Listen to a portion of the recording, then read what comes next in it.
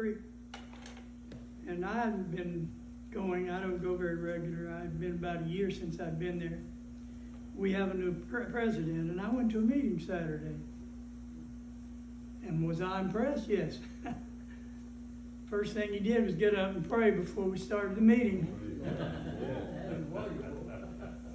And then we had a guy get up and talk about preparation for calamities and catastrophes and things that might happen, and how we could tie in with our short waves and other kinds of communication. And the plan that he made. And he was talking about his church, and they're doing it there, and they're all getting, he was very much representing God yesterday in that meeting, both of them. That's a far cry from what it was when I first joined. Right. Because when they ask about your favorite, we did little quizzes, and they'd say, what's your favorite books? And it comes around a minute. I said, the Bible. I found out I wasn't the only one. Right. But for a while there, I thought it was. But I really was inspired by that little meeting yesterday. God has a way of touching you and letting you know what's going on and reminding you you're not the only one. As Christians, we tend to think sometimes we're the only ones that got anything. And many times we think we're the only church that does. And that attitude's not good. We need to remember what Jesus said when the disciples came up and said, these guys over here healing people in your name. That's right. God said, yay, more power to them. That's right. Wasn't any surprise to him. Yeah, I guess I ought to do that, shouldn't I? That's why I'm wearing it. Thank you. That means I've already lost that little... It's right by your foot. Yep, there it is. Little super glue might fix that. Well, our little story here this morning, and this really is a story. It's a true story, but it has a beginning and an end right here, you know, and all of it's right within a compact thing. About one of God's showing off himself.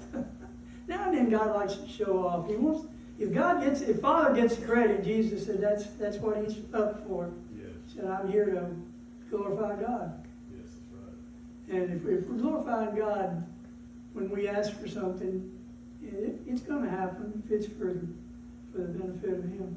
Yes. Balaam cannot curse Israel. We all know this. I'm sure we all know a bit about old Balaam. But that wasn't the main thing about it, the fact that he couldn't curse Israel.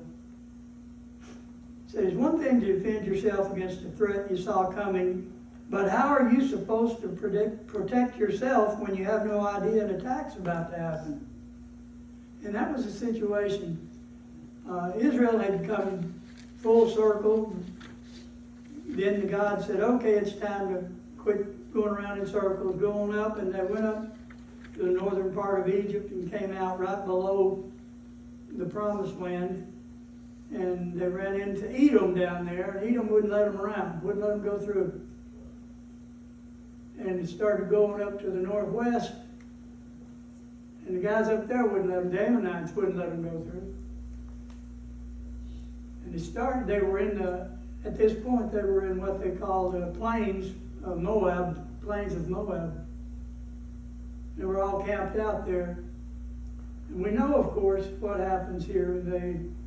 They do take Moab later on and go in up around Jericho up at the north where they were going to, and they had to run in with Ammonites. I was reading a little about it, and I was interested. I had seen this before, but I kind of forgotten it. Canaan land, they called it, you know, Canaan. But before that, it was Phoenician land. What? And these were populated by offspring of Ham from Noah. And Ham had 11 kids. And they all produced tribes. And they populated down there. Midianites also, remember? Noah, we were talking about the roots of the Midianites where Moses got his father-in-law. Well, that was right down in the northern part of Egypt. There were several branches, those guys, and they lived in different places. The ones that Moab was affiliated with Midianites, not necessarily that same group, but it was a group of the same people. And this guy Balaam wasn't part of their group, the prophet. He was from way up, well, we're pretty sure he was way up there between, in the Mesopotamia area, up there near the river, Tigris. And there is some argument there because of the way they describe it. We'll cover that when we get to it, when they say where he was from. But that's pretty much what the decision was when we got this. That's the way it was interpreted. This guy was kind of a contradiction in himself. He was a prophet, claimed to be, yet he was a bad guy, a destroyer or a signifier or a guy that made things happen. You know, he wasn't just a good guy. But he did claim to be a prophet. And he had a reputation, pretty big reputation. If all the way up there near Turkey in Mesopotamia, so all the way up there, if that's where he was from, he was about 800 miles from where they were. And it would take several months to go up there and get him to come back down here. So consider that he was not one of this group. Nor was Balak, the king there, or whatever he called himself in Moab. He wasn't really one of them either. And his ties had been to Egypt back when. And they're pretty sure from some outside manuscripts that Moab was involved in a secret deal with Egypt back when Israel was in Egypt and ended up getting them into bondage. They were going to help Egypt and crunch the Israelites even then. So he had reason to fear Israelites without having seen 1 million of them camped out up there right on his doorstep and heard about all the people they had walked upon around his area. So that was a situation when our text comes in here this morning. All that's already transpired. Just for some reason, they said, where were you? What events, well, I can't see much this way. What events happened in your lifetime that were so significant you remember where you were when you heard about them? Bombing Pearl Harbor, JFK, Challenger explosion in September 11. Most of us can tell where we were in some of those.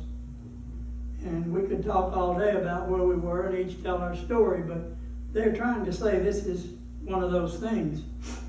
Numbers 21 through Deuteronomy 34 records how the people of Israel gathered in the plains of Moab, which is what I was talking about. Moab was beside the Dead Sea. They were over here. Up here was Ammonites, and below them was Edomites. And they wanted to get in. Joshua was going to try to get into the other side of them, across the lake there, past it. He had to go through somewhere where there was a break in the mountains. Jericho turned out to be the ultimate place. But he was on the plain side. Now Moab at that time was considered on the other side of the lake also. But one was mountainous and the other side was beautiful plains and prosperous for agriculture at the time. So they were in the plains of Moab. It was a triangular shaped piece of land, big enough for them to camp out, but not really a huge place. So they were all there in one place, preparing for their conquest of the promised land. Moab was located just east of Canaan, with the Dead Sea separating them. Balak, the king of Moab, knew his nation was no match for the military power of Israel, so he came up with a different kind of battle plan. He enlisted Balaam, a man believed to possess great spiritual authority, to curse Israel. Even then, people were aware of there's a spiritual and there's a natural. And he said, this is not a natural enemy we're coming up against. Their God is something else. He's walking on all these big countries around here, and we're next. And this is where it came in that we think that he had reason to fear because Israel owed them payback from way back there, 400 years before. So it's all coming together. God does have justice. Yes, he does. Amen. And Moab paid the price. And there's going to be some more of them that haven't paid the price yet that are going to for what they did to Israel. Yeah, soon. God doesn't change. No. Entering the promised land meant defeating all the other nations that lived there, but first they needed to get to the border of Canaan, and the king of Edomites in the south refused to allow them to pass. All this isn't in our text. Some of it's in the chapter 21 after the 6th verse. Then the king of Arad to the southwest and the king of the Amorites of the northeast denied entry, as well as both their armies were destroyed by Israel. So it was a pretty good pattern how God was working, and he knew it. Moab knew it, or the people in Moab. The Moabites lived right in between these defeated nations and fully understood the threat. So King Balak came up with a plan. He went to higher power. Remember last week we read that they were scared when they went in and sent up the spies. Well, that was 40 years earlier. And they're no longer a little group. They're much bigger and they have more confidence in God now. And they're very successful in what they do. Still same old stubborn group though, we know that. The thing isn't about Israel this time. Because they didn't even know what was going on. I mean, I'm sure that they were aware that Moab knew they were there. They were camping on some of their land. So, but they hadn't confronted them at this point. God has his time. Just calm down, sit there and wait. And they thought, well, why? Because God had a plan working. Sometimes when we think things are not going right and we're fighting a battle trying to get by, we're fighting the wrong battle. We're not going the direction God wants us to be in. Or it's not time yet. So many times we try to get in the way and get in God's way and prevent good things from coming our way. Most of the time our hard times are not trials that somebody else created. We make most of our mistakes because we don't consult our boss, our Savior. So everything folds in so neatly in God's plan. This is a very good example of it. It's time to read a little over here. On the 22nd chapter of Numbers, first 6 verses. And the children of Israel set forward and pitched in the plains of Moab on this side of Jordan. This side. They're standing on the east side of the river Jordan. So we said, on this side of the river. On this side of the sea. On this side of Jordan by Jericho. And Balak, the son of Zippori, saw all that Israel had done to the Amorites. And Moab was sore afraid of the people because they were many, and Moab was distressed because of the children of Israel, because it's who it was. And Moab said unto the elders of Midian, there they are again, just telling you this, because they were part of his group. Actually, Moab was considered by some to be the chief leader of all three of these countries. And outside texts verify that. Now shall this company lick up all that are round about us, as the ox licketh up the grass of the field. And Balak the son of Zippor was king of the Moabites at that time.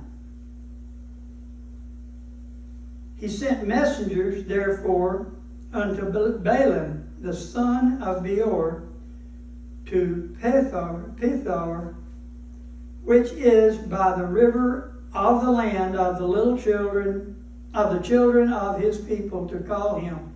And I told you, it's kind of vague how they say where he was. Which is by the river of the land of the children of his people. Balaam's people. Now, and to call him, saying, behold, there is people come out from Egypt, Behold, they cover the face of the earth, and they abide over against me. Come now, therefore, I pray thee, curse me this people, for they are too mighty for me. Peradventure I shall prevail, that we may smite them, and that I may drive them out of the land. For I wot that he whom thou blessest is blessed, and he whom thou cursest is cursed. He said, I've heard about you. Now, we're going to see in another place where they mention the name of a town, and that town is up here near the Euphrates. And that's why I said we believe by other manuscripts that's where it was. Others say, no, this guy was close enough that it wasn't really that long a trip. He was from one of the, what they call them, wadi, little streams that run into the river. And he said this guy was lived by one of those rivers there. But there's not very much to support that, to say he was nearby. And the situation, chronologically, how long it took it to develop, implies that he probably was way off and took a while for him to get to him and come back. It also gives us a hint of how famous this guy was.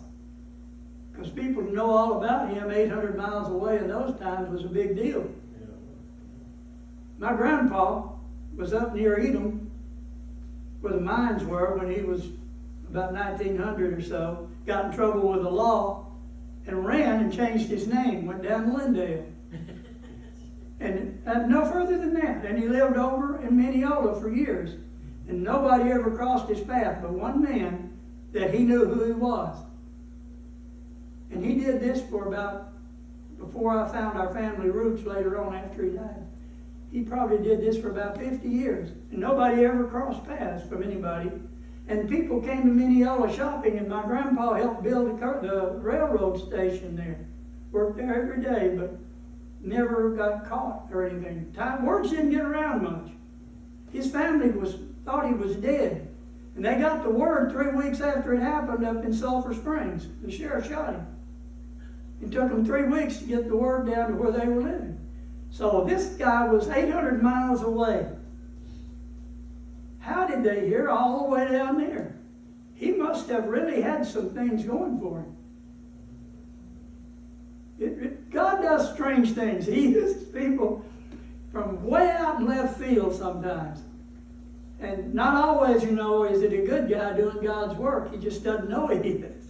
And that's why I refer back to the king so many times who walked up on Israel, and God laughed about him and said, I just use you. You're just a pawn. Well, this guy was one that was used by him. So he said, come on down. He got in with the Midianites, and they put their monies together and went up to pay for him to do his spiritual work for him. So over in the 23rd chapter, we skipped some things about Balak and Baalam, but it isn't really important for this message.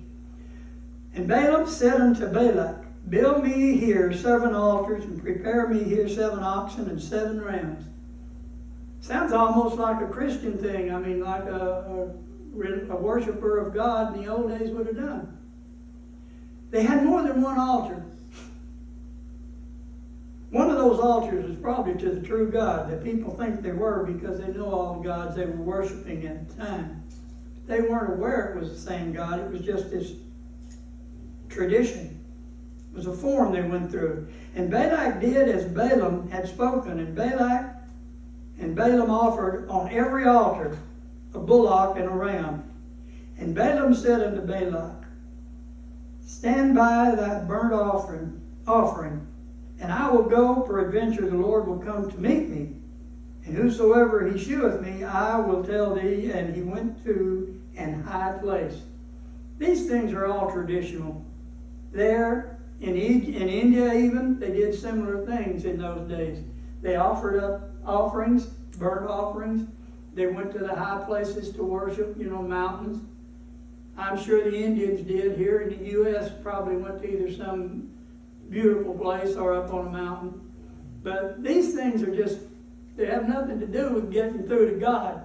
They believed they had to get closer to their gods. The Romans did it, built up on hills and stuff. So even though this guy knew the claimed to know the real God, he was worshiping just like the rest of the pagans did. So he went up to a high place. And God met Balaam, not because of the procedure he went through. He didn't say Balaam went up and found God. God came to him. He met Balaam and said unto him, I've prepared 7 altars, and I've offered upon every altar a bullock and a ram. And the Lord put a word in Balaam's mouth and said, Return unto Balak, and thus thou shalt speak. So God talked right to him. He put the words there. We think in words and in pictures. And he returned unto him, and lo, he stood by his burnt sacrifice, he and all the princes of Moab.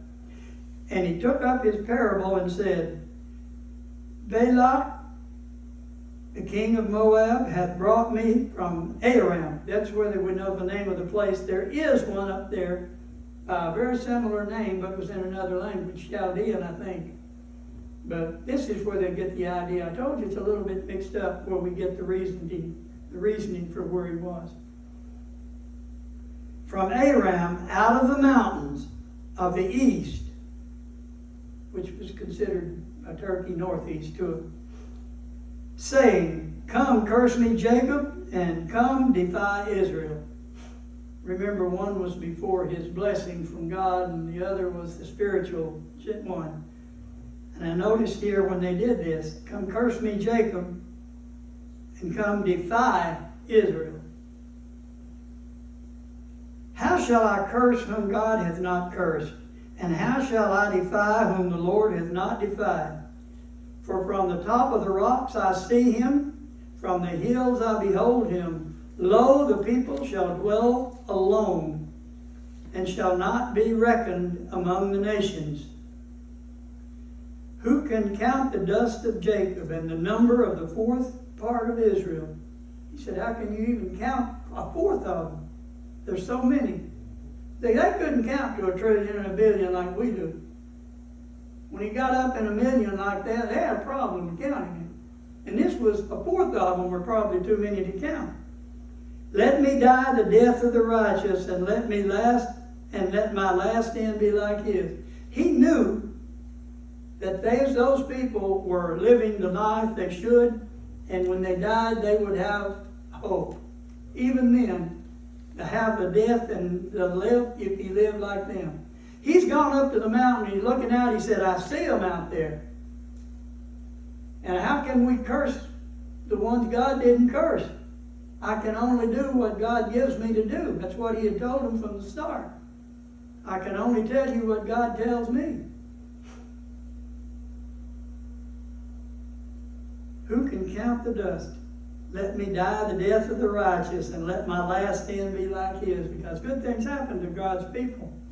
And Balak said unto Balaam, What hast thou done unto me? I took thee to curse mine enemies, and behold, thou hast blessed them altogether.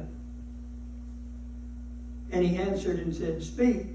And said, Must I not take heed to speak that which the Lord hath put in my mouth? And Balak said unto him, Come, I pray thee, with me unto another place from whence thou mayest see them. Thou shalt see but the utmost part of them, and shalt not see them all. And curse me then from thence. He said, Come on down here, instead of trying to curse the whole bunch. Maybe what you're trying to do is you're not potent enough for that many.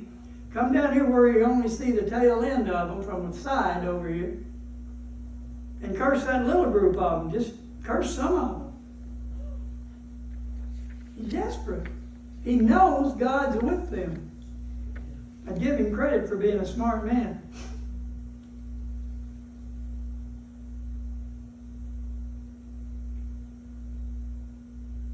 And he brought him into the field of Zophim. Do I need to go any further here? Yeah, I need to keep going. And he brought him into the field of Zophim, to the top of Sega, and built 7 altars, and offered a bullock and a ram on every altar. Now this place is on the other, the row of mountains that comes down through there, they're like teeth on a saw. But in this area, Sega is a high place, but not the highest, and it's got a level terrain. And if you go up far enough, you can get a good view of Jerusalem from way on down there. You can see up there. But this was a good place to see the back half of them.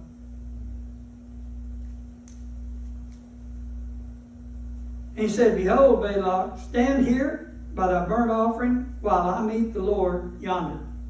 Must have been from Texas, over yonder. And the Lord met Balaam and put a word in his mouth, and said, "Go again unto Balak and say thus."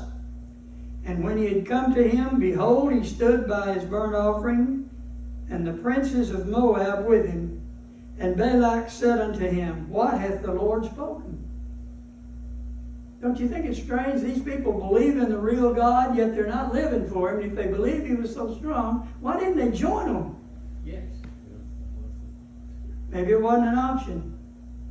Maybe Joshua had no intent to make. Well, the Lord told him to destroy them. That's right. He said, kill them all. Yeah. All the kids and everything. Animals, everything. And that's what got him in trouble, because they didn't do it. And he took up his parable and said, "Rise up, Balak, and hear, hearken unto me, thou son of Zippor. And God said, not a man that he should lie. God is not a man that he should lie. Neither the Son of Man that he should repent," or change his mind. "Hath he said, and shall he not do it?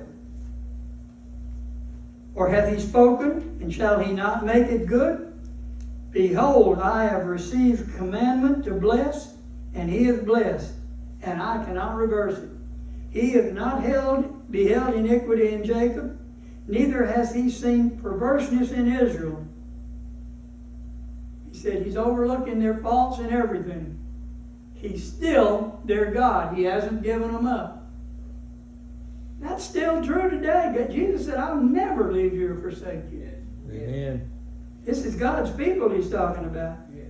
He said, "He has seen, neither has he seen the perverseness in Israel. The Lord his God is with him, and the shout of a king is among them." Little did he know.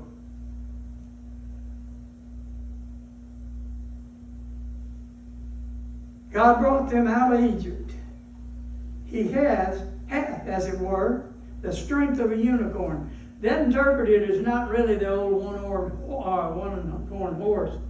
The Chaldeans even thought it might have been, I believe it was them, thought it might have been the rhinoceros. But it meant a large, strong bull, or there was a species of deer they thought it could have been that was rough and tumble kind of deer fighter. And anyway, these were very strong people. "Surely there is no enchantment against Jacob, neither is there any divination against Israel. According to this time it shall be said of Jacob and of Israel, what hath God wrought?" Even the outsiders see it and know it. If we had the miracles in the church today, they would say it again. If the people saw it. He said, "If I be lifted up, show them." They need to see that. It worked there, it'll work here. It's the same God. "Behold, the people shall rise up." Now, this sounds like Jacob blessing Judah. Back when? "Behold, the people shall rise up as a great lion, and lift up himself as a young lion. He shall not lie down until he eat of the prey, and drink the blood of his slain." What a prophecy against them. I'm sure Balak didn't want them to hear that. "And Balak said unto Balaam, neither curse them at all, nor bless them at all." Just quit. Don't do any worse or any better. Just leave it the way it is. I'm already in trouble. But Balaam answered and said unto Balak, "Told not I thee, saying, all that the Lord speaketh, that must I do?" And Balak said unto Balaam, "Come, I pray thee, I will bring thee unto another place, peradventure it will please God that thou mayest curse me and them, curse me them from thence. It's the third place. And Balak thought, Balaam brought Balaam, oh boy. And Balak brought Balaam unto the top of Peor, that looketh toward Jessamine. And I don't know Jessamine, I didn't look that up. And Balaam said unto Balak, build me 7 altars, and prepare me here 7 bullocks and 7 rams. And Balak did as Balaam had said, and offered a bullock and a ram on every altar. And when Balaam saw that it pleased the Lord to bless Israel, he went not, as at other times, to seek for enchantments, but he set his face toward the wilderness. And Balaam lifted up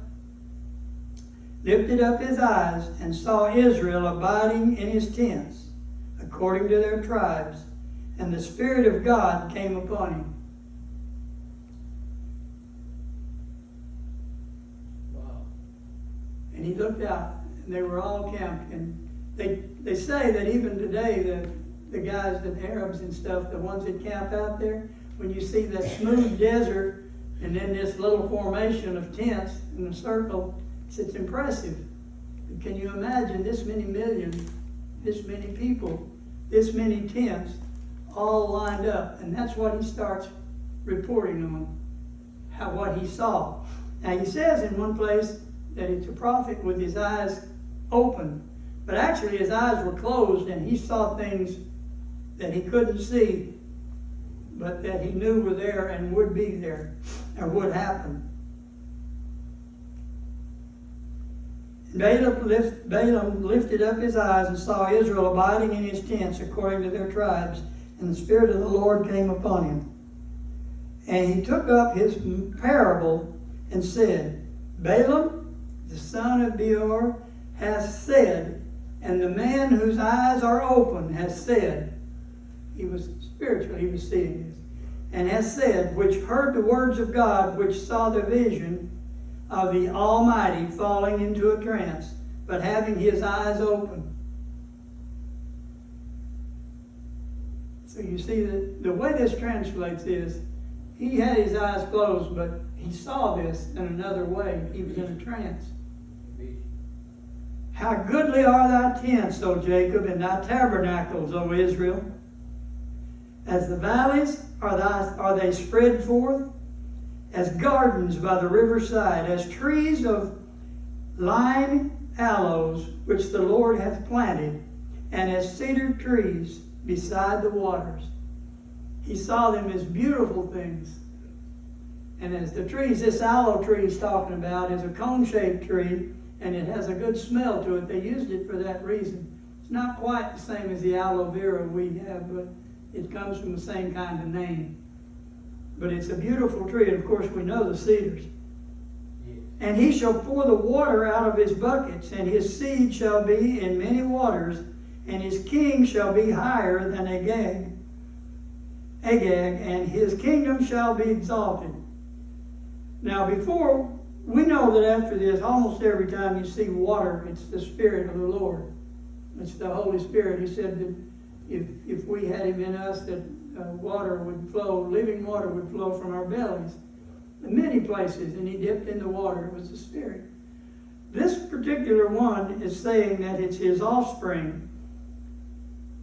The water out of his bucket, and his seed shall be in many waters, and his king shall be higher than Agag. A lot of people from another belief, but translated in one of the old languages, said that should have been God, as we know God and Magog. And his kingdom shall be exalted. Now that's really saying a lot. That's predicting the future for Israel right there. And God brought him forth out of Egypt. He hath, as it were, the strength of a unicorn. He shall eat up the nations, his enemies, and shall break their bones and pierce them through with his arrows.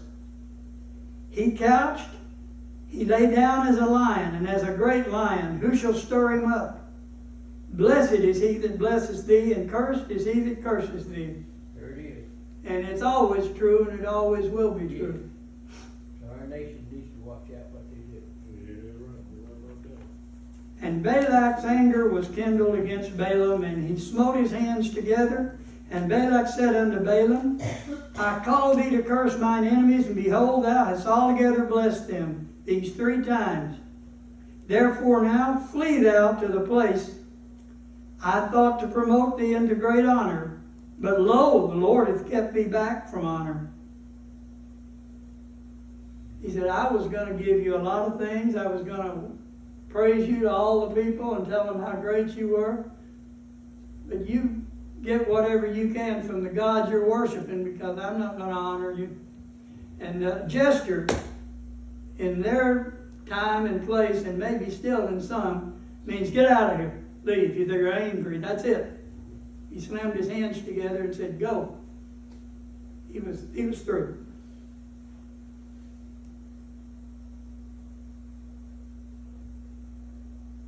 Now therefore now flee thou to thy place, or wherever you were. And Balaam said unto Balak, Speak I not also to thy messengers which thou sentest unto me, saying, If Balak would give me this house full of silver and gold, I cannot go beyond the commandment of the Lord to do either good or bad of mine own mind. But what the Lord saith, that will I speak. He said, I told you from the beginning. And now, behold, I go unto my people. Come therefore, and I will advertise thee, what this people shall do to thy people in the latter days. And this advertise here meant to counsel, good or bad. That's what that really means. He said, I'll give you some information of what these people are going to do to your people. And he took up his parable and said, Balaam, the son of Beor, hath said, and the man whose eyes are open hath said. In other words, I've seen the future. I'm seeing these things. And he has said, which heard the words of God, and knew the knowledge of the Most High, while he saw the vision of Almighty, falling into a trance, but having his eyes open. They said this interpretation of what really said was he fell down on his face and was seeing these things.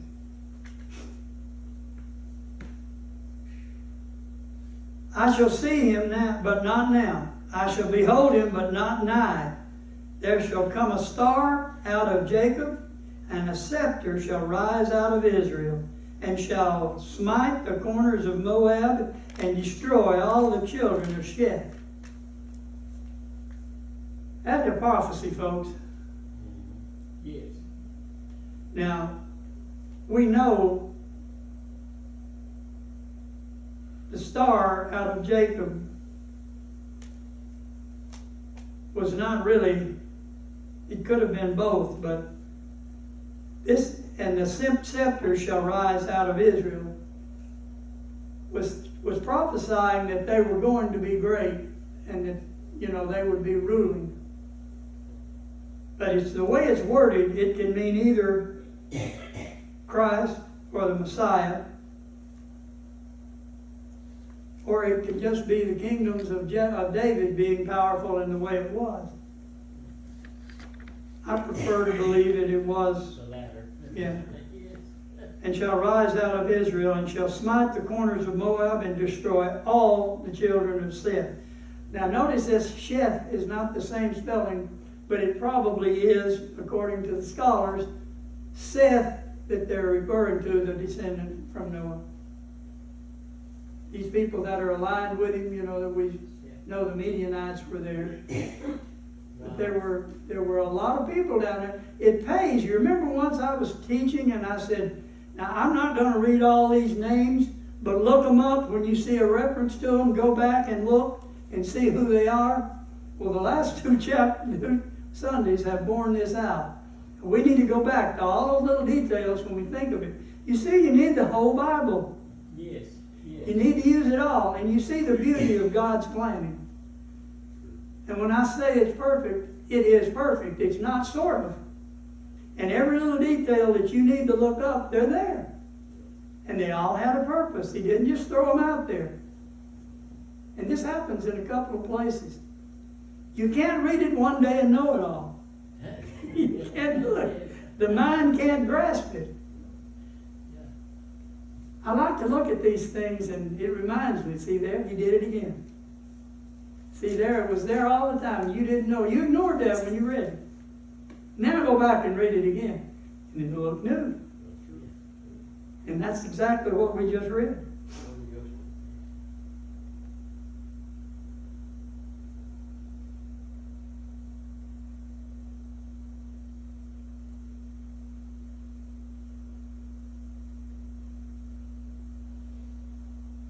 I like the way he said this in verse 17. Prophets are so funny this way.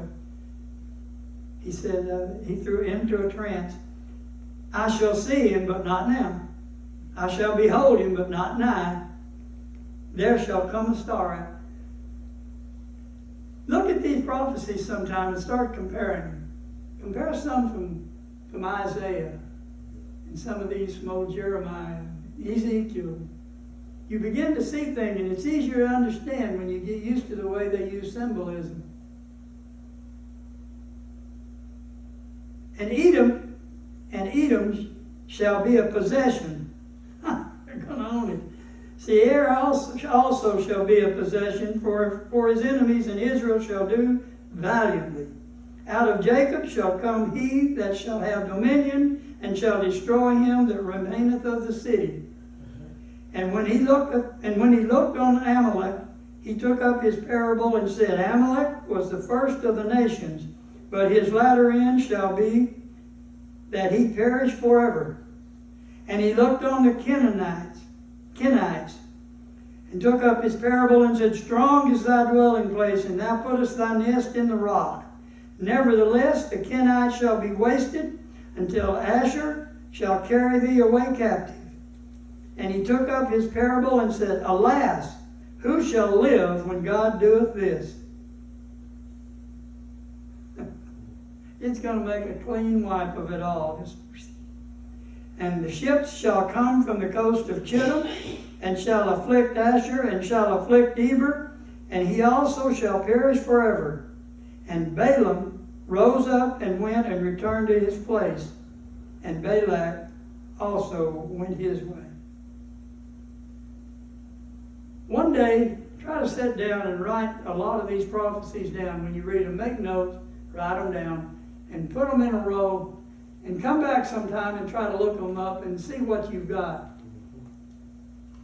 There's some good teachings about this already in books, if you want to look them up. But some of these minor prophecies that are just little short things, you start tying them all together and you see the glory of God's plan. And that it was the same God that is now that made the covenant. They were a covenant people. They were under a covenant and God would not break it. They broke it. Yes. You can read about it in Isaiah. But God's covenant never fails. If there's a failure in it, it's our part. We have so many promises like these that are there that we have because He's the same God. He made the same deal with us. Obey my commandments, and I and my Father will come and dwell. He still says, I will not ever leave you or forsake you. Call on me and I'll answer thee. Yes. Show you great and mighty things thou knowest not. What do you want out of this book? It's in here. Everything you need, and more than we take advantage of. Because we don't know it well enough to know our rights. It's kind of like our Constitution. I bet there's not a soul in here can tell me the first, second through right on the Constitution, the articles. Yet we claim we live by it, and we want to fight for our rights. It's kind of the way we do the Bible. We want to believe in God, and we believe the whole Bible, but we don't know it all. We don't take advantage of it because we don't study it enough. Take advantage of your rights. We're kings. We're royalty. We're Yes. priests. Yes. We have rights that nobody else in the world has if they're not a Christian. And we don't live like it. I'm through. Very good, brother.